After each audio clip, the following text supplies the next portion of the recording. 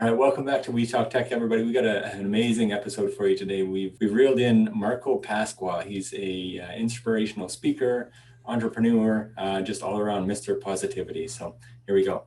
So I am very excited to introduce Marco Pasqua today. And you know what? I know we've been friends for a couple of years now, and we have so much in common. But I will let you take the mic. Tell us about yourself. Thanks, Ian. So it's first and foremost a real pleasure to be chatting with you both today. Where do I even start? I'm a person with cerebral palsy. Have been in a chair my entire life. I use a manual wheelchair to get around. And then for work, because we do have to pay the bills, I'm a inspirational speaker and accessibility consultant. So I do everything from assessing the environment for the built environment for accessibility challenges and also successes. And I'm a trained Rick Hansen accessibility certified professional, which is just a fancy term of saying I know how to read blueprints and work with architects and building designers on basically helping them to make spaces and places more accessible. But I think my specialty when it comes to accessibility is actually in inclusive hiring of people with disabilities. I spent over 2 years working with this group called the President's Group, which is 25 change-driven BC business leaders that are working towards creating more inclusive workspaces. And I've taken kind of the amalgamation of my passion for lighting a fire in people in leadership and inspiration, and my love for accessibility in both the built environment and the work environment, and kind of melded that into the career that I have today. So I've been running my business now for close to 10 years, and I wouldn't have it any other way. That's awesome. Thanks, Marco, for joining us. We really appreciate you taking the time. We know you're a busy man. But we're a technology business, technology for independent living, getting people living independently at home. So we wanted to get you on the show to talk tech today, talk about the tech within your house. Can you tell us a little bit about some of the technology you use within your home to make life more independent? Absolutely. Well, let's first and foremost start with smart plugs.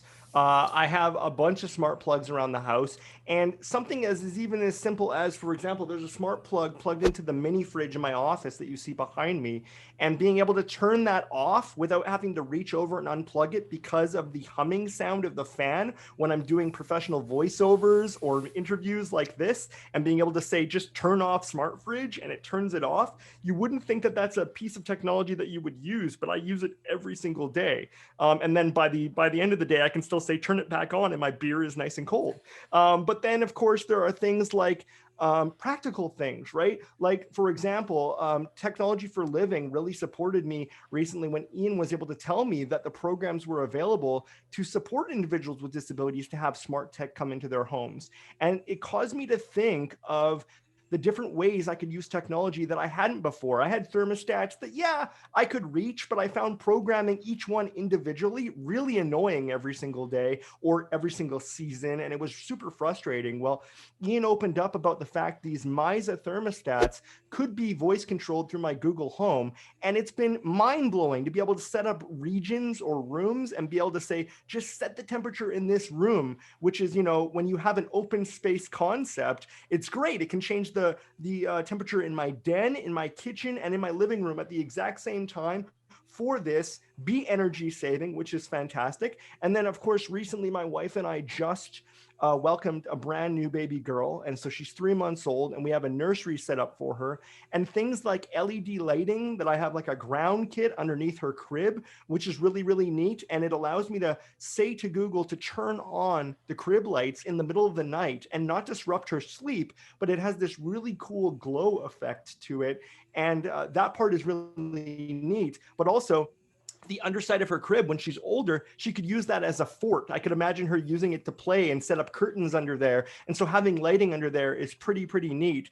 And Ian also recommended this thing called the Switch Bot, which allows me to use a robot that attaches to the curtains in the nursery and actually just say close nursery curtains, and it closes the curtains for me. And as a wheelchair user, that is huge because I don't have to actually transfer out of my chair every single day to open and close the curtains for my daughter. So these very simple things have made a massive impact on my life. It's a lot faster. And as a always been a techie guy, it's right up my alley. So yeah, it's cool. But aside from the cool thing, every single time my friends who are able-bodied come over and see the use of this technology, they understand what universal design actually means. And it's providing meaningful access for everybody. And I think that that's really the point. That's awesome. I love that you use the switches for the fridge. I've never thought of that, but Ian, we're gonna have to do that in our garages. Marco, one other thing you mentioned to us about your daughter and being able to maybe visit her at night or go and pick her up. You told us about something else that another organization provided that was pretty cool. Can you just touch on that? Yeah. So the Vancouver Foundation has a subsidiary organization called Tetra Society, and they provide modifications to things like chairs or things in the built environment to make things easier. So I approached them and said, could you modify a crib so that it's a little bit higher for me? And they did exactly that. So they have a team of volunteer engineers who, will get paid a small amount, a bursary based on, what somebody is able to afford. So this is out to everybody who's on a budget right now. Know that this program's available and it doesn't have to break the bank for you. They work with you and what's available to you financially. Well, anyways, they were able to create this crib that's a little bit raised. It allows me to wheel directly underneath it. As I said, there was some space under there, and they installed bifold doors. So instead of just bars on the crib, I'm actually able to open up the side of the crib and just reach in and grab my daughter and place her in and out of the crib without breaking my back. And when they first did this, I did an interview. I explained to you guys before we went on live that even the producer of that interview said, I'm able-bodied and I would love cribs designed that way. And that's when I said exactly. And that's the point. Everyone should have the same access, regardless of your ability, whether you're 9 or 90 years old. When something is designed universally, it means everyone is able to use it the way in which it was intended without their disability being the barrier. Oftentimes, people misunderstand that. And the barrier is actually the environment around us. It's not the person. My wife often jokes, she's able-bodied. She often jokes, Marco's not actually a person with a disability until he's presented with a set of stairs. So, it's one of those situations where she's right. It's like, I will make it work. Absolutely. But I think that we need to wrap our head a little differently around how we see the environment and how we see technology, because it's not always about computers. Yeah, and that universal design, she probably uses that crib as much as you do. She does. Well, it also helps that she's happens to be the universal design and accessibility specialist for the city of Surrey. So she's the entire, and I didn't meet her in that capacity. It's just that she and I have very similar approaches to life and to how we do the work that we do. And in fact, this is actually a funny story. She used to be in not-for-profits and in event coordination with not-for-profits. And when I used to support the city of Surrey, which is where I live, in accessibility, and I went off and did a few other projects and was back and too busy with my own business to go back into City Hall, they asked me, do you know of anyone else that could step into your old portfolio and do the work that you were doing, and then some? And I said, I think I have someone in mind. And so my wife, this is a rarity, she ended up taking the portfolio I used to manage and blowing it out of the water, making it even bigger and better than I could ever imagine. So it's kind of neat when the person who's now holding that portfolio can come home at night and say, what did you mean by these old notes that I read from 2 years ago, and that it's her husband? That's pretty cool. Right. That's awesome. That's awesome. And just before Ian asks you another question, I just wanted to touch on Tetra. You mentioned Tetra there and the amazing work that they do. If anybody does want to get a hold of them, we'll throw that into the YouTube comments as well. Yes, please do. They're an incredible organization. The team has been just as opening and welcoming as Technology for Living team has been. And I think that the issue here, gentlemen, is that people just don't know these programs exist. I think that we need to do a better job of making sure that the community knows, because as small as the disability community is, it is quite vast when you're not aware of the things that are available in your community or just around you in general. And I think like you guys are doing an incredible thing by doing this YouTube channel, by doing this, if you're doing it as like a podcast format, all these things. Every single medium we have an opportunity to share this information, we should, because it's life-changing. Absolutely. And Marco, you touched upon work, and I'm curious, now that you and I are working from home, can you elaborate on how your smart home tech is assisting you? Yeah. Okay. So For example, obviously there's things like Dragon Naturally Speaking, which has been an incredible piece of software. And the interesting thing is, because of my cerebral palsy, you wouldn't be able to see this if it was audio only. But since I think you guys are sharing this out on YouTube, you'll be able to see this. But my right hand is also affected by my cerebral palsy. So my cerebral palsy is called spastic triplegia for me, and that means it affects my two legs and my right arm. And so even though we were trained in the old school way of when they actually cared how many words per minute you were able to type in high school, which is totally what I was trained on, I had to overcompensate when I was in high school because things like Dragon weren't actively used, especially for students. It was extremely expensive back in the day. I'm talking, almost 20 years ago now. Man, that ages me for sure.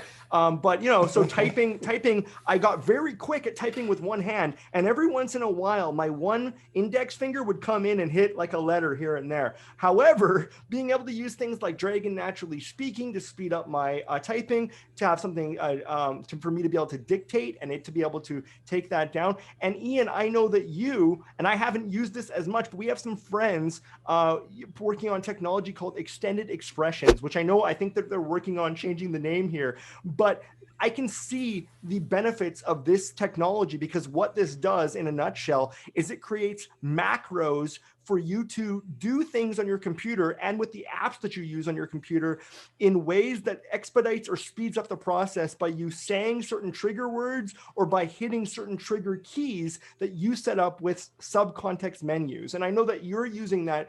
I've dabbled a little bit with it, Ian, but I'm sure that you could even speak to a little bit more on how that benefits things. But it speeds up the process for me as a speaker, as a communicator. I had to adjust to doing everything online. Virtual meetings, that's another piece of technology. We've been screaming for remote work capabilities for years in the disability community. And it's a shame that it took a global pandemic to make it happen, because it was the great unifier. But the silver lining behind that is more and more providers are coming forward saying, hey, have you considered this technology and how it can benefit you? And as a speaker, that saved my business essentially, because at the beginning, I'm going to be honest with you guys, at the beginning of COVID, I basically lost $30,000 in revenue within the first 3 months because every event that I was supposed to do across the country got canceled. And there was no talk at that time of rescheduling or going virtual, because people were still scratching their heads going, how is this going to impact us? But as we've settled into the adjustment of what we're facing now, people have said, you know what, it is possible. And I think that there's a balance there. So as much as I advocate for in-person events, and I still will push that, I think that technology has shown that we can be as in-person as we possibly can, even if we're thousands of miles away. And that's thanks to technology, like I just described. Well, that's a lot of great information. We loved hearing the insight, Marco. We want to thank you again for joining us today. There's a lot of great tech information there, and a lot of good ideas for our members. So again, thanks again for joining us. It's really been a pleasure. No problem. And, if anyone has questions or follow-ups they want to do, they can email me at marco@marcopasqua.com. Happy to follow up. But my biggest plug ever is for the gentleman that you're also hearing on this show, and Technology for Living and everything that you're working on. So if you haven't actually checked out their website, I'm going to plug you guys. I'm sure you do it in your own show notes, but technologyforliving.org is the website. I think you should all check it out. If you're eligible to become a member, become a member. It is absolutely worth it. And I mean it when I say it will change your life. So thank you so much, guys. Awesome. Thanks, Marco. Take care. Thank you. All right, everybody. I told you I was going to shoot you some B-roll, but I thought I would do something a little bit more creative than just shooting B-roll. Literally, let me show you my crib. This is Marco's version of MTV Cribs. Follow me. So, as you can see, I'm coming into my daughter's nursery here. And if it were late at night, I could actually say to Google, hey Google, turn on crib lights. And you can see it lights up the crib. But you know what? There isn't quite enough light in here. So, hey Google, open curtains. You can see this is going to provide me a little bit more light in the room. The curtains are opening. And this is some of the benefits of technology. One curtain, two curtains. Now, we've got a lot more light. But the cool thing is, I'm actually able to roll in here and see my daughter enjoying for mobile. Hey, sweetheart. How's it going? And in the morning here, I would be able to easily, you can see my chair rolls up. I can see her in here. She and I can play a little bit. She's at lap height, which is ideal. And she loves to be able to look Dad right in the eyes. Oh, I love you, honey. Now, from here, the cool thing is I can even roll underneath the change table that we've set up here, which is basically just like a desk. But also, this is at head height, or not head height, rather, lap height. It's pretty neat. And all this is an IKEA desk. So technology doesn't have to just be about computers. I'm able to reach the bin here for the diapers, all the various things like cloths, diapers, all here at a level that I can reach. But what if it was a bit warm in the room here? So I can use my Misa thermostat to turn down the temperature a little bit, especially now that it's summer, it's getting pretty hot. Hey Google, turn temperature in Stella's room to 20 degrees. Setting Stella's room to 20 degrees. So that's pretty simple. All you have to know is if my hands were full, if I had Stella in my lap, it would be pretty difficult for me to do all of those things. But through the use of technology and voice control, I'm able to control all of these things just with the power of my voice. It's pretty neat, and it's all thanks to technology providers like Technology for Living. Wow, that was a lot of great information. Thank you so much again, Marco, for your time, and I can't wait to do a follow-up with you to see what new tech you bring into the home and what we can provide you.